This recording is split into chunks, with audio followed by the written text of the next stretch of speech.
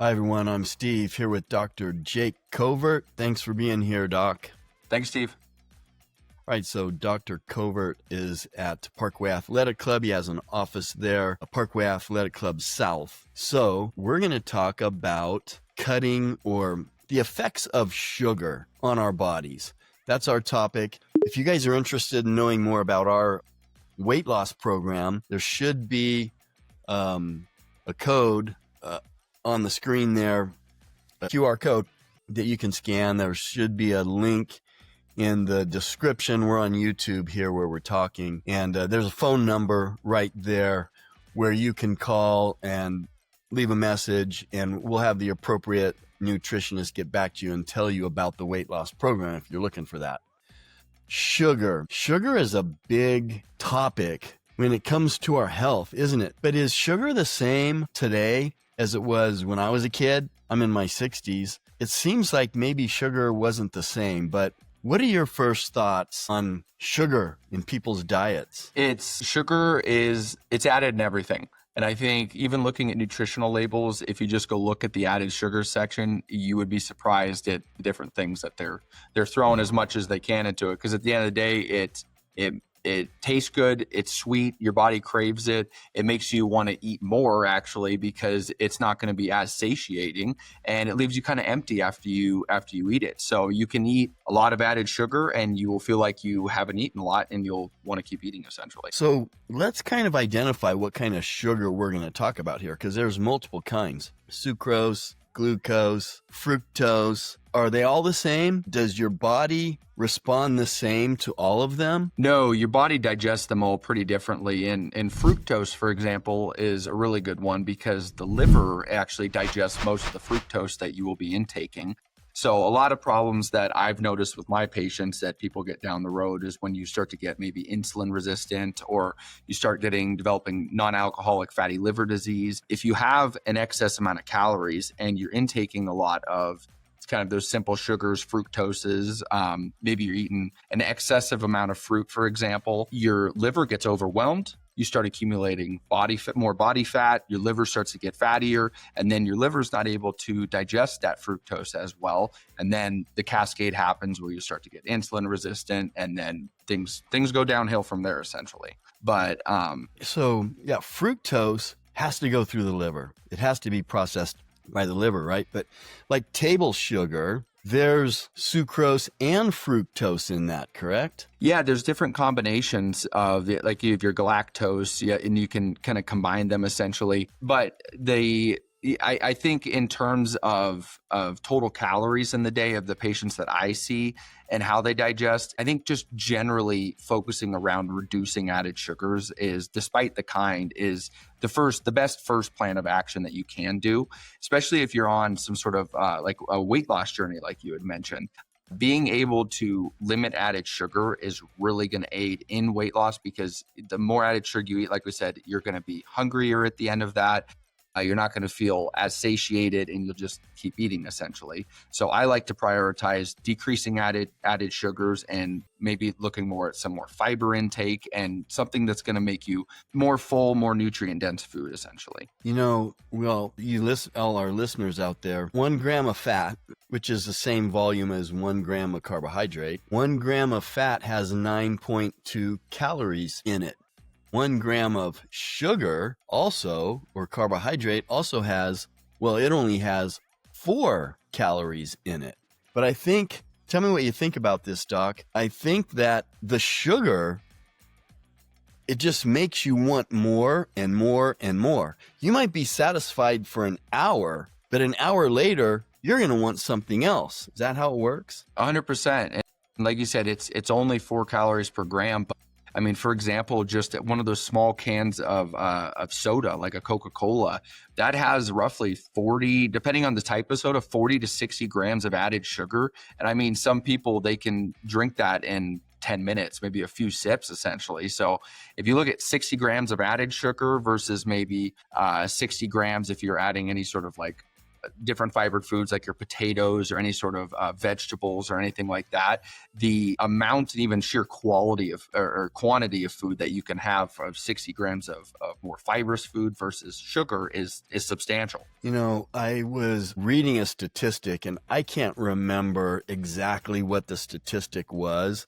but it shocked me how many teenagers have fatty liver. It was like half or something like that. I can't remember the statistic, but I just remember it blew my mind at how high I thought it was. And sugar is a big cause of fatty liver, isn't it? Yeah, and it goes back to what we were talking about before with kind of overwhelming the liver. Liver accumulates more body fat, and then it can't break down those sugars as easily. But that is a very big issue I've seen with some of the high schoolers these days, as well as the amount of soda that they drink and in excess. I mean, I know a couple high schoolers that they're drinking 4 to 6 little cans of Dr. Pepper in a day, essentially. They're drinking literally, I mean, one of those big soda things, that's 2 liters. I know, yeah. A big one. I mean, if you look at the sheer they're young because they're not feeling some of the effects of it. Their metabolism is a little bit faster. But I mean, if you have 4 to 6 of those, I mean, you're consuming hundreds of grams of carbs, and no one realizes that. But you think it's just a soda, but it's not just a soda. It's the sheer calories in that is unbelievable. So the benefits of cutting this out are kind of obvious, right? And it's just the health of a lot of these young teenagers in high school, with fatty livers, and they're just loading up on the sugar, liquid sugar in their drinks. And it's horrible. All this stuff can be reversed. How about obesity with teenagers? It's crazy, the numbers. And you can't get away with doing that very long if you're doing, drinking the soda as a kid with the sugar. And that's not counting all the other bad stuff that's in a soda, right? How did it get the color it's got? And there's so much garbage in a soda. I mean, it's like drinking poison, don't you think? Yeah, the amount of dyes and chemicals that are in it, it's not sustainable, like you said. And you did mention that it is reversible with that, which I think is a really good point to hit on, because despite you're never too far gone to do something about it, and fixing diet, exercise, and lifestyle in general and reducing that is going to have a substantial impact on reversing that process.